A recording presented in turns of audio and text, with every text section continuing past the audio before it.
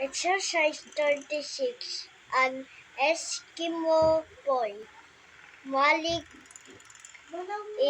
is an Eskimo boy.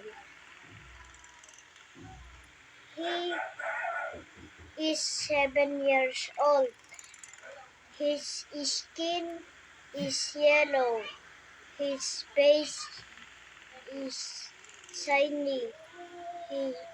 He washes his face with oil.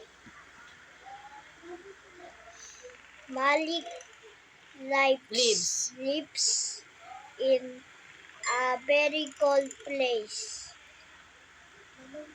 He does not wear shoes like you. Number 1. Who is Malik? A. A Japanese. B. A Filipino. C.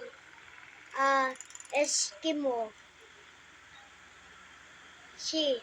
An Eskimo. Number 2. How old is Malik? A. 7 years old. B.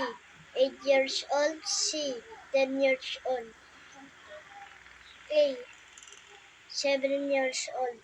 Number 3. Which was those he was the best? A. Base. B. Milk. C. Oil. C. Oil.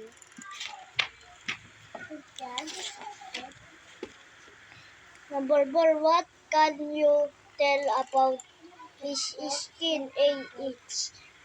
It is yellow. B. It is very white. C. It is black. A. It is yellow.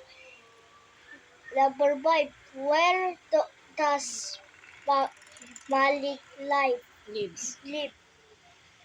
A. In a very cold place. B. In the very warm place. C. In a very hot place. A. In a very cold place.